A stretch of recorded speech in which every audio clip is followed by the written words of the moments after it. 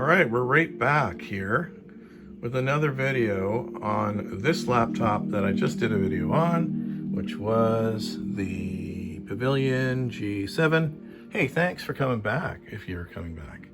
And if you're new here, thanks for coming. You know, you can hit that notification, not notification, what do you call that thing? Subscribe button, just to let you know when, new videos come out or whatever. But hey, it's up to you, no worries.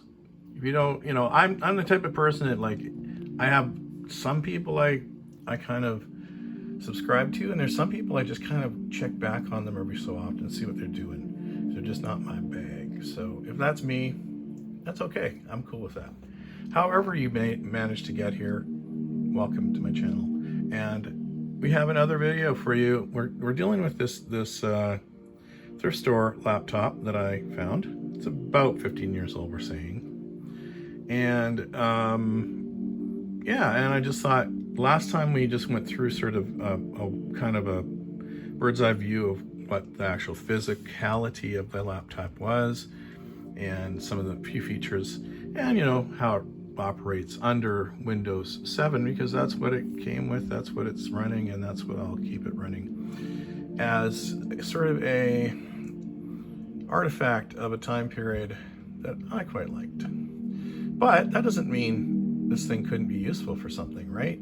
That little beyond just an artifact and playing around with. This could actually be used as an actual, I don't know, productivity machine, a coding machine, a Kali hacking machine, or a Mint, Linux Mint machine. And this is what we're really going to look at, is how does it run live Mint. This is a 32-bit version, because I use that one because it's more compatible with some of my oldest systems when I do a live boot. So there you go. There's a live boot of Linux Mint 19.3. That was, I believe, the last version of a 32-bit that they offered. So that's the one we're booting from. Booting from a USB stick. So there you go. The terminal is up and running and looks good. I quite like Mint because it just has a kind of a clean appearance. Simple. I always use the, if you're curious, well, probably already know, but it's XFCE. That's the version I always run on these systems, because I just find that I like that interface. It's light. I'm looking for light on older systems. So here you go. Does it respond? Oh yes, it does respond. Not like running, some kind of, like, I don't know, old Pi or something. These systems run very well.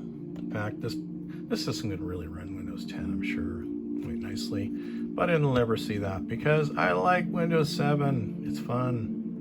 And, with this guy, if you really wanted to, you could definitely program on this thing. Like, if you're a coder, this thing would just be perfect. I don't know. As a coder, you don't need a super fast machine all the time. So, it can get the job done. And there you go. So it works. And because I only have one hand to use, it's hard for me to demonstrate things, but we will give it a shot.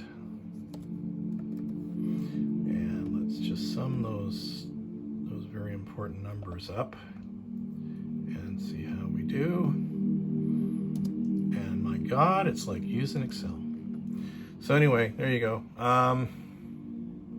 It works. So everything's working.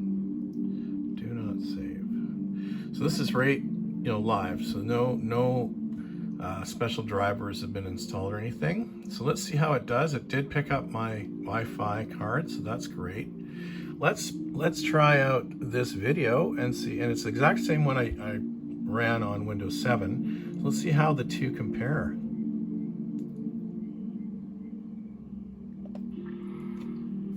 everybody, I'm back. Welcome back to the channel. And I always appreciate my viewers, just to share that little thought with you. Thank you for tuning in to my video. So this is going to be a really short video. It's going to be about why do I pick a certain laptop. Now, I'm not talking about okay, so let's take a look at the drop frame 0. It's running at, you know, a resolution I would use on a laptop like this. It looks good. It looks all good to me. I'm not seeing any playback issues at all. So could you use this thing? Why I picked this one? Oops, let me get another there. Could you use this laptop in as you know, I don't know, a school laptop, I would say, more than anything else. Could you use it as a school laptop? I think you could. Look at those, look at the activity on that CPU. Like, hardly even making a dent. So, and then lots of memory. So, you know, I'm saying right now, like, this would be a good little Linux laptop if you wanted to do Linux on it. I think it's a great Windows. Frankly, I find it to be quite a good. Well, let's just, in all its grandeur, let's just take a look at that.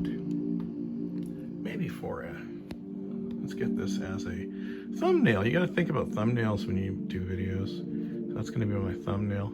You can kind of see me in the background, but whatever. There it is. All right, so yeah, so I was going to say, yeah, if you can pick one of these up, these things for me, usually at the thrift store that I go to, they run anywhere from, depending on how beat up they are, laptops run in the range of about $20 to $40. And I can't honestly remember what I paid for this, because I bought this about 2 months ago. Finally getting around to pulling it out and showing you guys. But yeah, so this thing,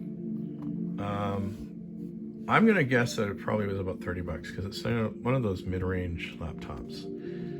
But yeah, I looked at it, I thought, hey, that's a nice laptop. I love the big, long, like the size of the screen. I always go in for big screen laptops. That's kind of my thing. Not necessarily. I have a lot of smaller ones, but the bigger screens, the more useful they are to me, because you can get a lot more accomplished on a bigger screen. But yeah, so I don't really love netbooks, just so you know. But yeah, somebody razzed me about slurping my coffee the other day. It was really hot, so I did slurp, I gotta admit. But yes, I always have some coffee on hand, because, you know, I get this dry throat thing. So anyway, I think that's enough. You guys have sat through enough torture for one day. So thanks for tuning in. And yeah, Linux works. Live boot. Not a fail. Talk to you later. Bye.